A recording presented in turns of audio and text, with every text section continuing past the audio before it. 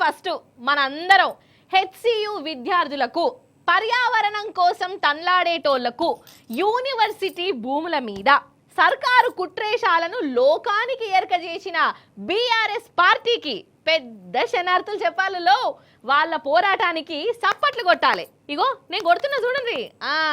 ఎందుకో ఎరకే కదా, కంచె గచ్చిబౌలి భూమి కోసం చెట్లను ఆగం చేసినందుకు, జీవాలను గోసపుచ్చుకున్నందుకు మన సర్కారు మీద పెద్ద కోటె గరమైంది. చెట్ల తెరువుకు పోయినందుకు జైల్లో నూకుడే ఉంటదని చెప్పింది.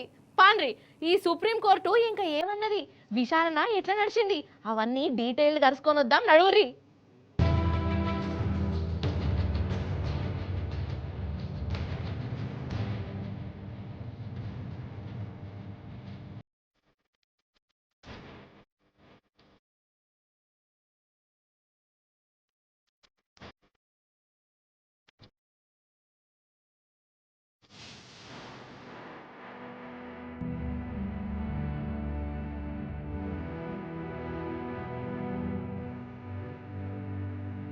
అయిందా? మంచిగా అయిందా? ఇప్పుడు నేను చెప్పలే, సర్కారు చేసేది ముమ్మాటికి తప్పు. చెట్లను నరకొద్దు, జీవాలను ఆగం చేయొద్దు. ఇప్పటికే మస్తుల గోస పడతాన్నాము, ఇంకా గోస ఉచ్చుకోవద్దు అని అన్ననా లేదా? అవో మన సుప్రీంకోర్టు కూడా గట్లనే చెప్పింది. కంచె గచ్చిబౌలిలా బుల్డోజర్లతోని రేవంత్ సర్కారు చేసిన ఘనకార్యం కోర్టుకు కూడా కోపం తెప్పించింది. అసలు ఇదేమి తరీకా, ఇదేమి పద్ధతి? చెట్లను నరుకుమని ఎవడు చెప్పిండు? మీకు పర్మిషన్ ఇచ్చినోడెవడు? పర్మిషన్ లేని గట్లెట్లా చేస్తారు? ఏమన్నా అక్కడికొచ్చేదేనా? ఇగో ఇట్లా నిలదీసిందోళ్ళ. ఇక దీనికేమో సర్కారు తరపున వకీల్ సాబు జామాయిలు చెట్లు పొదలను తీసేందుకు పర్మిషన్లు తీసుకున్నాం సారు అని అన్నాడట. అంటే మీకు మీరే పర్మిషన్లు ఇచ్చుకుంటారు, మీకు మీరే చెట్లను నరుకుంటారా? గిదేం తరీకా గట్లుంటదా? అయినా గంత ఆగమాగము చెట్లను ఎందుకు నరకవలసి వచ్చింది?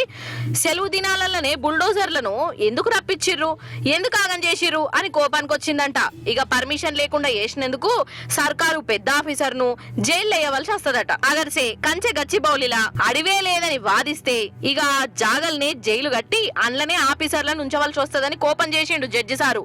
ఇక ఇవన్నీ కాదు గాని నాశనం చేసిన 100 ఎకరాలను మళ్ళా ఎట్లా బాగు చేస్తారు, జీవాలను ఎట్లా కాపాడతారు, గవి కరెక్ట్ గా చెప్పాలి అని ఆర్డర్ వేసింది. ఇక మళ్ళా 15వ తారీఖు నాడు విచారణ ఎత్తదట నోళ్ళు సుప్రీంకోర్టు. ఇక సుప్రీంకోర్టు ఇట్లా ప్రశ్నలతోటి నిలదీస్తుంటే సర్కారోళ్లకు మొసమరకుండా అయింది. జవాబు ఏం చెప్పాలో అర్థం కాక నీళ్లు నవ్వులిరట.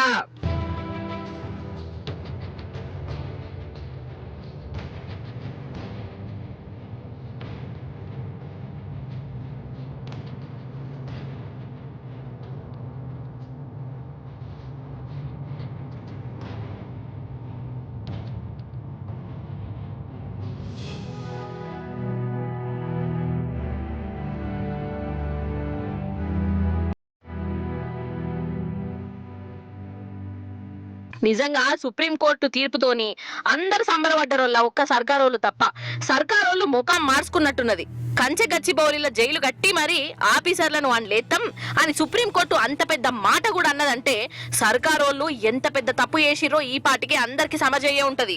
మరి ఇప్పుడు దీని మీద రేవంత్ సారు ఏమంటాడో, అడవిని సత్యనాశ చేసినందుకు మేము చేసింది బరాబరే అని ఎట్లా చెప్పుకుంటాడో, ఇక సర్కారు చేసింది కరెస్టే, యూనివర్సిటీకి గన్నిగనం భూములు అవసరమే లేదు అని ఇంతకాలం రేవంత్ సార్కు డప్పు కొట్టిన మీడియా ఛానళ్లు, పేపరోళ్ళు ఎట్లెంక కేసుకొస్తాయో చూడవలసి ఉన్నది.